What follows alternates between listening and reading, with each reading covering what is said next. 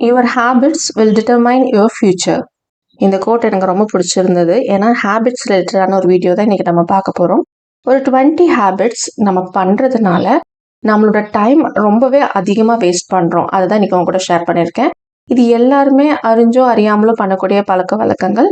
இது நானுமே சில இது பண்ணியிருக்கேன். ஸோ இதை தெரிஞ்சுக்கிட்டோம், இதை பற்றி நம்ம பேசணும்னா இதை அவாய்ட் பண்ணுறதுக்கு நம்மளுக்கு ஹெல்ப்ஃபுல்லாக இருக்கும். அதனால தான் இந்த வீடியோ பிடிச்சிருந்தா லைக் பண்ணுங்கள். நீங்கள் லைக் பண்ணிங்கன்னா நிறையா பேருக்கு போய் சேரும். அண்ட் மறந்துடாமல் நம்ம சேனலுக்கு சப்ஸ்கிரைப் பண்ணுங்கள், நம்மளோட வீடியோஸ் அண்ட் சேனல் உங்களுக்கு பிடிச்சிருந்தது அப்படின்னா. ஸோ ஃபர்ஸ்ட் ஹேபிட் என்னன்னு பார்க்கலாம். Over are under sleeping.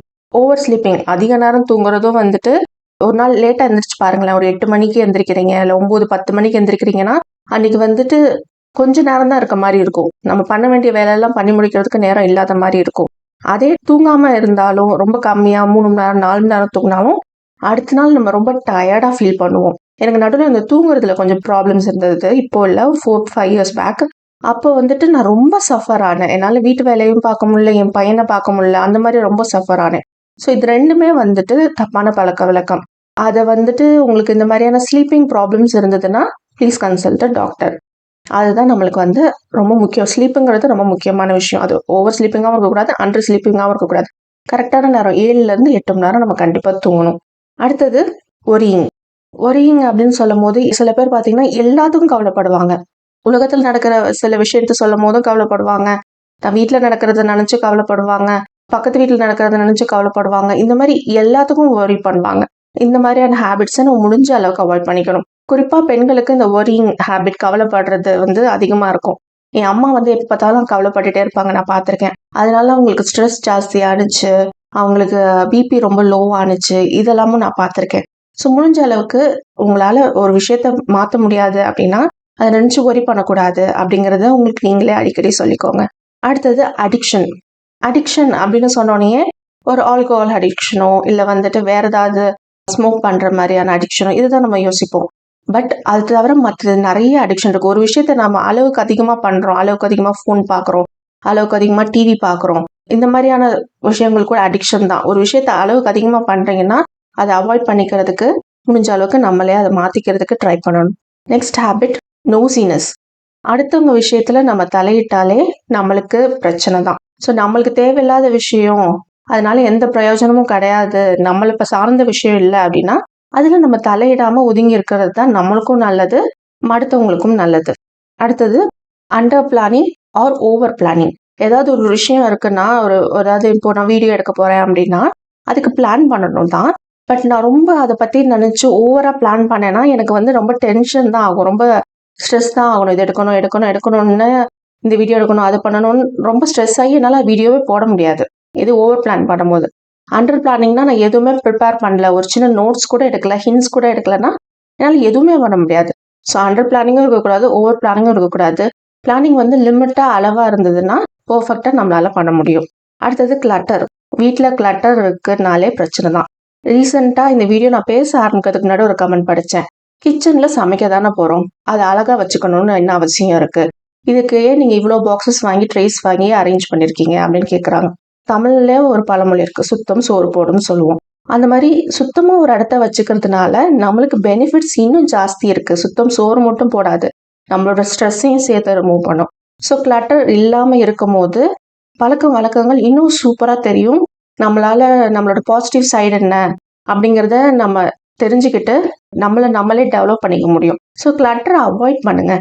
நம்மளால பண்ண முடியல ஒரு விஷயத்த, கிச்சனை நீட்டாக வச்சுக்க முடியலங்கிறதுக்காக அடுத்தவங்களை குத்தி காட்டி குறை பேசாம நம்ம அதை எப்படி சேஞ்ச் பண்ணிக்கலாம், நம்மளும் எப்படி மாற்றிக்க முடியும் அப்படிங்கிறத நம்ம யோசிச்சோம்னாலே நம்ம லைஃப் வந்து நல்லா மாறிடும். அடுத்தது பெர்ஃபெக்ஷனிசம். இந்த பெர்ஃபெக்ஷனிசம் வந்து ரொம்ப ஒரு விஷயத்துல பார்த்தோம்னா அது வந்து ப்ரொக்ராஸ்டினேஷனுக்கு லீட் பண்ணும் அப்படின்னு சொல்றாங்க.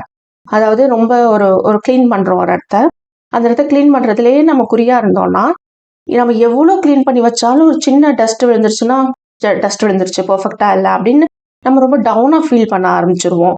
அந்த வேலையை பார்க்கறதுலேயே மற்ற வேலையெல்லாம் தள்ளி போட ஆரம்பிச்சிருவோம். அந்த வேலையை வந்து எடுத்தோம்னா இது முடிக்கிறதுக்கு இவ்வளோ நேரம் ஆகும், ஸோ வந்துட்டு நம்ம அப்புறம் பண்ணுவோம், அப்புறம் பர்ஃபெக்ட் பண்ணுவோம் அப்படின்னு கூட ப்ரோக்ராஸ்டினேட் பண்ணுவோம். பர்ஃபெக்டாக பண்ணணுங்கிறதுக்காக அந்த வேலையை பண்ணாமலே கூட ப்ரோக்ராஸ்டினேட் பண்ணுறதுக்கு வழிவகுக்கும். ஸோ வந்து பெர்ஃபெக்ஷனிசமை ரொம்ப நம்ம எதிர்பார்க்காம இருக்கிறது நல்லது. அடுத்தது ஓவர் ஆர்கனைசிங். நிறைய ஆர்கனைசேஷன் வீடியோஸ் வந்து நம்ம யூடியூப்ல இருக்கு. ஃபுல் யூடியூப்லேயும் சொல்கிறேன், இங்கிலீஷில், ஹிந்தியில், தமிழில், எல்லா லாங்குவேஜ்லையும் இருக்குது. அதில் சில ஓவர் ஆர்கனைஸிங் இருக்கும். குறிப்பாக ஃப்ரிட்ஜ் ரீஸ்டாக் இல்லை க்ராசரி ரீஸ்டாக்னு எடுத்துக்கோங்கன்னு வச்சுக்கோங்களேன். ஓவர் ஆர்கனைஸ் பண்ணுவாங்க, ஓவராக திங்ஸ் வாங்கி ஓவராக டம்ப் பண்ணுவாங்க. அது பார்க்கறதுக்கு இட்ஸ் நாட் ரியாலிட்டி. அது பார்க்கறதுக்கு நல்லா இருக்கு, அது வந்து ஏஎஸ்எம்ஆர் அப்படின்னு போட்டிருப்பாங்க. அது நீங்கள் பார்க்கறதுக்கு உங்களுக்கு நல்லா இருக்கும், அவ்வளோதான். பட் ரியாலிட்டி கிடையாது. அது நம்ம ஓவர் ஆர்கனைசிங் பண்ணோன்னா நம்மளுக்கு தலை தான் வலிக்கும். அடுத்தது நியூஸ் அப்படின்னு எடுத்துக்கிட்டாலே டிஆர்பியை வந்து ஏற்றுறதுக்காக மட்டும்தான் அவங்க நியூஸ் போடுறாங்க. ஸோ வந்துட்டு மோஸ்ட்லி மோசமான நியூஸ் தான் எடுத்து போடுறாங்க. உங்களுக்கு தேவையான நியூஸை மட்டும் எடுத்துக்கோங்க. ரொம்ப நியூஸ் அடிக்ட் மாதிரி இல்லாமல் இருக்கணும் அப்படின்னு நினைக்கிறேன். தொடர்ந்து நீங்கள் ஏதாவது ஒரு விஷயத்தை பார்க்க ஆரம்பிச்சிங்கன்னா தொடர்ந்து அதே மாதிரி யூடியூப்ல நம்மளுக்கு வந்துகிட்டே இருக்கும். நம்ம அதை பார்க்குறோம், நம்ம அதை விருப்பப்படுறோம்னு நினச்சி அதே மாதிரி திரும்ப திரும்ப நம்மளோட ஹோம் பேஜில் டிஸ்பிளே ஆகிட்டே இருக்கும். அதை பார்க்க நம்மளுக்கு அன்றைக்கி நாளே வீணான மாதிரி இருக்கும். ஸோ முடிஞ்ச அளவுக்கு கெட்ட செய்திகளை அவாய்ட் பண்ணலாம். மொத்தமாக அவாய்ட் பண்ண முடியாது. முடிஞ்ச அளவுக்கு நியூஸை வந்து லிமிட்டடாக நம்ம வச்சுக்க முடியும். அடுத்தது பீப்புள் ப்ளீஸராக இருக்கிறது. அடுத்தவங்களை ப்ளீஸ் பண்ணணும் அப்படின்னு நம்ம ட்ரை பண்ணோம் அப்படின்னா அது வந்து உங்களோட இன்லாஸாக இருக்கலாம், இல்லை உங்கள் அப்பா அம்மாவாக இருக்கலாம், இல்லை யாரும் நெருங்கின சொந்தமாகவும் இருக்கலாம், தூரத்து சொந்தமாகவும் இருக்கலாம். யாராவது ப்ளீஸ் பண்ணணும் அப்படின்னு நினச்சாலே நம்மளை நாம இழந்துருவோம். ஸோ வந்து அடுத்தவங்களை ப்ளீஸ் பண்ணணும் அப்படின்னு நினைக்கிறத அவாய்ட் பண்ணணும். என்ன கேட்டால் குறைச்சிக்கிறது இல்லை, அவாய்ட் பண்ணுறது தான் நம்மளுக்கு நல்லது. அடுத்தது ஃபேமிலியோட அவுட்டிங் போயிருக்கும் போதோ இல்லை நம்ம வெளில எங்கேயாவது டூர் போகிறோம் அந்த மாதிரி இருக்கும் போது ஃபோனை எப்போ பார்த்தாலும் செக் பண்ணுறது. ஃபோன் நான் வெளில போகும்போது எல்லாம் என் ஹஸ்பண்ட் ஃபோன் எடுத்தால் கூட ஏன் ஃபோன் எடுக்கிறீங்க, ஃபேமிலி கூட தானே வந்திருக்கோம், அது கூட ஏன் ஃபோனை ஏன் கையில் வச்சுருக்கீங்க, வீட்டில் போய் கூட ஃபோனை கையில் வச்சுட்ருக்கலாம் அப்படின்னு நான் அவர்கிட்டையும் சொல்லியிருக்கேன். இந்த பழக்கத்தை எனக்கும் இருந்தது, அதை நான் மாற்றிக்கிட்டேன். வெளியில் போனால் ஃபோன் எடுக்கக்கூடாது, ஃபோனில் வந்து நெட் ஆஃப் பண்ணி வச்சுருவேன். ஏதாவது எமர்ஜென்சி கால்ஸ் வந்தால் மட்டும்தான் அட்டன் பண்ணுவேன், வேறு கால்ஸ் வந்து அட்டன் பண்ண மாட்டேன். அந்த மாதிரி இருக்கிற போது நம்ம ஃபேமிலி கூட டைம் ஸ்பெண்ட் போது அது ஒரு குவாலிட்டி டைமாக இருக்கும். ஸோ முடிஞ்ச அளவுக்கு இது கொஞ்சம் கொஞ்சமாக ட்ரை பண்ணுங்கள். என்னால் ஃபஸ்ட்டு முடியல, செக் பண்ணணும், ஃபோன் எடுத்து செக் பண்ணணுங்கிற அந்த ஒரு இது இருந்துகிட்டே இருந்தது. பட் கொஞ்ச நாள் ஆக இப்போ நான் ஃபோனே எடுக்கவே மாட்டேன். வெளில போகும்போது ஏதாவது எமர்ஜென்சி கால் வந்தால் மட்டும்தான் உண்டு. அடுத்தது ஒன் டே ஃபுல்லாக ஷாப்பிங் பண்ணுறது. இது நானும் பண்ணியிருக்கேன் என்னோட காலேஜ் டேஸில், நான் ஒர்க்கிங்கில் இருந்த டைமில். பட் அந்த ஒன் டே ஃபுல்லாக ஷாப்பிங் பண்ணிவிட்டு அடுத்த நாள் ஃபுல்லாக அது டயர்டாக இருக்கும். அவ்வளோ ஷாப்பிங்லேயே நம்ம ஏதாவது ஒரு தேவையான விஷயங்கள் வாங்கியிருப்போமா அப்படின்னு ஒரு ப்ரொடக்டிவான டேவாக அது இருந்ததான்னு பார்த்தா கண்டிப்பாக இருக்கிறதுக்கு வாய்ப்பே இல்லை. ஸோ ஃபுல் டே ஷாப்பிங் வந்து பிளான் பண்ணாதீங்க. இது முடிஞ்ச அளவுக்கு அவாய்ட் பண்ணிக்கோங்க. நான் ஷாப்பிங்கே அவாய்ட் பண்ணுங்கன்னு சொல்லலை, ஃபுல் டே ஷாப்பிங்கை தான் சொன்னேன். அடுத்தது சீரியல் பார்க்குறது. சீரியல் வந்து நானும் பார்ப்பேங்க. எனக்கு வந்து விஜய் டிவியில் நைட் 9 மணிக்கு போடுவாங்களே சிறகடிக்க ஆசை, அந்த சீரியல் ரொம்ப பிடிக்கும். அதுவும் சில சமயம் மிஸ் ஆனால் நான் அதுக்காக ஒரிலாம் பண்ண மாட்டேன். ஆனால் இதுக்கு முன்னாடிலாம் நான் பார்த்தீங்கன்னா எல்லா சீரியலும் பார்த்துட்டு இருந்தேன். 1.5 years 2 years முன்னாடி எல்லா சீரியலையும் பார்ப்பேன். எல்லா சீரியல் பார்க்க முடியலன்னா அது ஸ்டோரி என்ன அப்படிங்கிறத நெட்டில் போட்டு தேடி எடுத்து பார்ப்பேன். பட் இது வந்து ஒரு சரியான அடிக்ஷனாக இருந்தது இது எனக்கு. நான் மற்ற சீரியல் எதையுமே பார்க்குறத நிறுத்திட்டு இது ஒன்றை மட்டும் வச்சுட்டதுக்கப்புறம் நிஜமாக சொல்கிறேன், ரொம்ப ரிலீஃபாக நான் ஃபீல் பண்ணுறேன். அதனால தான் இந்த லிஸ்ட்டில் இதையும் நான் இன்க்ளூட் பண்ணியிருக்கேன். அடுத்தது ஓவர் பேக்கிங் பண்ணுறது. நம்ம ஒரு ஹேண்ட்பேக்காக இருக்கட்டும், இல்லை நம்ம ட்ராவல் பண்ணும் போதாக இருக்கட்டும், ஓவர் பேக்கிங் பண்ணால் நம்மளுக்கு தான் தலைவலி. நம்ம போகிற இடத்துல இது கிடைக்காதுன்னு நினச்சி நம்ம பேக் பண்ணுவோம். பட் பார்த்தீங்கன்னா எல்லா இடத்துலையும் ஆல்மோஸ்ட் எல்லாம் கிடைக்கும். அதே மாதிரி நம்ம ஹேண்ட்பேக் பேக் பண்ணுறோம், நம்ம தினமும் ஆஃபீஸ் போகிறதுக்கு ஹேண்ட்பேக் பேக் பண்ணுறீங்கன்னா ஏகப்பட்டதை எடுத்து டம்ப் பண்ணாதீங்க. எது வேணுமோ அதை மட்டும் எடுத்து வச்சுக்கோங்க. ஓவர் பேக்கிங்கை முடிஞ்ச அளவுக்கு அவாய்ட் பண்ணிக்கோங்க. உங்களோட ஜேர்னி வந்துட்டு ரொம்ப ஸ்ட்ரெஸ் ஃப்ரீயாக, ரிலாக்ஸ்டாக, என்ஜாயபிளாக இருக்கும். அடுத்தது இது வந்து டனல் விஷன் அப்படின்னு சொல்லுவாங்க. அதாவது என்னென்னா ஒரு விஷயத்த மட்டுமே ரொம்ப ஃபோக்கஸ் பண்ணுறது. ஒரு விஷயத்த மட்டுமே நம்ம ரொம்ப ஃபோக்கஸ் பண்ணுறதுனால மற்ற விஷயத்த எல்லாத்தையும் நம்ம மறந்துடுவோம். அது வந்து ஒரு ஃபர்கெட்ஃபுல்னஸாகவே போயிடும். இதுதான் டனல் விஷன் அப்படின்னு சொல்லுவாங்க. இந்த டனல் விஷன் இதனாலையும் வந்துட்டு நிறைய நம்மளுக்கு லாஸ் தான் ஏற்படும். ஏன்னா நம்ம ஒன்றை மட்டும் தான் ஃபோக்கஸ் பண்ண போகிறோம், மற்ற விஷயம் எல்லாத்தையுமே மறந்துடுவோம். ஒன்றை பார்த்துட்டு 10 விஷயத்த விட்டுருவோம். ஸோ டனல் விஷன் ஹேபிட்டை வந்து நம்ம முடிஞ்ச அளவுக்கு அவாய்ட் பண்ணிக்கணும். இதுக்கெல்லாம் நம்மளுக்கு ப்ரையாரிட்டி கொடுக்கணுங்கிறத நம்ம தெரிஞ்சுக்கிட்டோன்னா டனல் விஷன் ஹேபிட்டை வந்து நம்ம தடுக்க முடியும். அடுத்தது ஒரு விஷயத்த பண்ணுறோம் அப்படின்னா, ஒரு டாஸ்க் இருக்குது, ஒரு வீடு க்ளீன் பண்ணுறது இருக்குது, இல்லை ஒரு பாத்திரம் கழுவுற வேலை இருக்குது, இல்லை ஆஃபீஸில் ஒரு ஒர்க் கொடுக்குறாங்கன்னா அந்த ஒர்க்குக்கு ஒரு 5 மணி நேரம் ஆகும் அப்படின்னு நினச்சிக்கிறது. வீடு க்ளீன் பண்ணணும்னா 1 day ஃபுல்லாக க்ளீன் பண்ணணும் அப்படின்னு நினைக்கிறது. அந்த மாதிரி பண்ணாதீங்க. எந்த டாஸ்க்காக இருந்தாலும் அதுக்குன்னு ஒரு டைம் செட் பண்ணுங்க. அந்த டைம் செட் பண்ணிட்டு நீங்கள் ஒர்க் பண்ணீங்க அப்படின்னா அந்த டயத்துக்குள்ளே கண்டிப்பாக முடிக்க முடியும். இது வந்து சயின்டிஃபிக்காக ப்ரூவ் பண்ணியிருக்காங்க. ஒரு விஷயத்த 5 மணி நேரத்தில் பண்ணுறத 1 ஹவரில் பண்ண முடியும்னு டைம் செட் பண்ணிட்டு பண்ணீங்கன்னா உங்களால் கண்டிப்பாக முடிக்க முடியும். ஸோ அதை ட்ரை பண்ணி பாருங்கள். நான் பண்ணியிருக்கேன், அதனால தான் சொல்கிறேன். அடுத்தது மைக்ரோ மேனேஜிங் அப்படின்னு சொல்லுவாங்க. அதாவது ஒரு விஷயத்த நம்மளுக்கு ஒரு வேலையை வீட்டில் இருக்கவங்க யாருக்காவது பிரித்து கொடுத்துருப்போம். இல்லை ஆஃபீஸில் ஒர்க் பண்ணுறீங்கன்னா ஆஃபீஸில் உங்களோட கிட்ட யாருக்காவது கொடுத்துருக்கீங்க அப்படின்னா அதை நம்ம மைக்ரோ மேனேஜ் பண்ணுறது, அவங்க ஒழுங்காக பண்ணிட்டாங்களான்னு ஓவர்சீ பண்ணுறோங்கிற பேரில் ஓவர் ஆர்கனைஸ் பண்ணுறது, இல்லை ஓவர் டூயிங் பண்ணுறது. அவங்க பண்ணது இல்லை இதெல்லாம் இல்லை எல்லாத்தையும் அழிச்சிட்டு ஃபர்ஸ்ட்லேருந்து கோடு போடுங்க அப்படிங்கிற மாதிரி ஃபர்ஸ்ட்லேருந்து நம்ம எல்லாத்தையும் பண்ணணும் அப்படின்னு சொல்லி பண்ணுறது தான் மைக்ரோ மேனேஜிங். இது டைமை ரொம்ப ரொம்ப வேஸ்ட் பண்ணும்.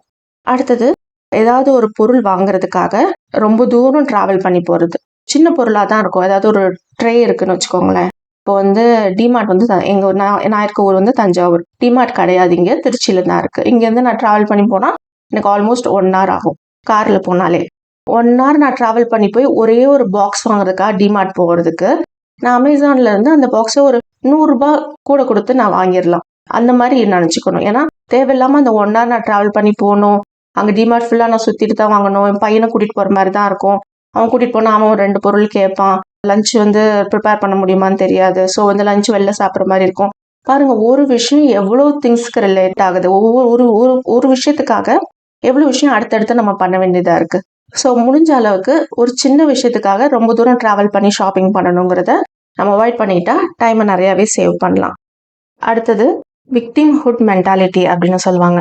நம்ம வாழ்க்கையில் நடக்கிற ஒரு விஷயத்துக்கு அடுத்தவங்களை எப்பவுமே பிளேம் பண்ணிகிட்டே இருக்கிறது தான் அப்படி சொல்கிறாங்க. இந்த மாதிரியான விஷயங்கள் நம்மளும் பண்ணக்கூடாது. இந்த மாதிரி விஷயங்கள் யாராவது உங்களுக்கு பண்ணுறாங்க அப்படின்னாலும் அவங்ககிட்ட இருந்து தள்ளி இருக்கிறது தான் நம்மளுக்கு ரொம்ப நல்லது. ஏன்னா என் லைஃப்பில் இது நடந்திருக்கு. அவங்க வாழ்க்கையில் நடக்கிற ஒரு விஷயத்துக்கு என்ன பிளேம் பண்ணாங்க. It's not true. பட் அதை அவங்க உண்மைன்னு நம்பினாங்க. அடுத்தவங்க கிட்டே அது சொல்கிறாங்க. இது நம்மளால சேஞ்ச் பண்ணவே முடியாது. அது அவங்களோட மென்டாலிட்டி. அவங்கள விட்டு தள்ளி இருக்கிறது தான் நம்மளுக்கு நல்லது. நம்ம வாழ்க்கையில் நடக்கிற ஒரு விஷயத்துக்கு இவங்க தான் காரணம்னு நினைக்கிறோன்னா அது கிடையாது. நம்ம வாழ்க்கையில் என்ன நடந்தாலும் அது காரணம் நம்ம தான். அதை நம்ம எப்போ அக்செப்ட் பண்ண ஆரம்பிக்கிறோமோ அப்போவே நம்ம லைஃப்பில் ஒரு கிளாரிட்டி கிடைக்கும், ஒரு கிளியர்னஸ் கிடைக்கும், நம்மளோட டைமும் வேஸ்ட் ஆகாமல் இருக்கும். அண்ட் கடைசி ஒன்று என்னன்னு பார்த்தீங்கன்னா அன்ஹெல்ப்ஃபுல் மைண்ட் செட். நம்ம ஒரு விஷயம் நம்ம பண்ணணும்னாலே நம்மளுக்கு அந்த மைண்ட் செட் இருந்தால் போதும். எவ்வளோ பெரிய கஷ்டமான விஷயமா இருந்தாலும் சரி, நம்ம மைண்ட் செட் மாறிடுச்சு, ஒரு ஹெல்ப்ஃபுல்லான மைண்ட் செட்டாக வச்சுக்கிட்டோம் அப்படின்னாலே நம்மளால அந்த விஷயத்த கண்டிப்பாக பண்ண முடியும். ஒரு விஷயத்த பண்ண முடியும் நீங்கள் நினச்சிங்கன்னா பண்ண முடியும். பண்ண முடியாதப்பா, ஐயோ என்னால் முடியாது, இதெல்லாம் எனக்கெல்லாம் செட் ஆகாது, இதெல்லாம் பணக்காரங்க தான் பண்ணலாம், இந்த மாதிரிலாம் டீக்ளட்டரிங் பற்றி பேசும்போது சொல்கிறாங்கன்றல அந்த மாதிரி பேசுகிறவங்களால பண்ண முடியாது. அதனால தான் அந்த அந்த மைண்ட் செட், அவங்களோட மைண்ட் செட் என்னால் பண்ண முடியாதுங்கிறது அவங்களோட மைண்ட் செட்டில் முடிவு பண்ணிட்டாங்க. அதனால தான் அவங்க அப்படி பேசுகிறாங்க. ஸோ அந்த மைண்ட் செட்டை நம்ம மாற்றிக்கிட்டா நம்மளுக்கு ஹெல்ப்ஃபுல்லாக இருக்கும், டைமும் வேஸ்ட் ஆகாமல் இருக்கும். அடுத்தவங்களோட டைமும் வேஸ்ட் ஆகாது, நம்மளோட டைமும் வேஸ்ட் ஆகாமல் இருக்கும். ஸோ இந்த வீடியோ உங்களுக்கு ஏதாவது ஒரு விதத்தில் ஹெல்ப்ஃபுல்லாக இருந்திருக்கும்னு நம்புகிறேன். வீடியோ பிடிச்சிருந்தா லைக் பண்ணுங்கள், ஷேர் பண்ணுங்கள், கமெண்ட் பண்ணுங்கள். மறந்துடாமல் நம்ம சேனலுக்கு சப்ஸ்கிரைப் பண்ணுங்கள். தேங்க்யூ ஃபார் வாட்சிங்.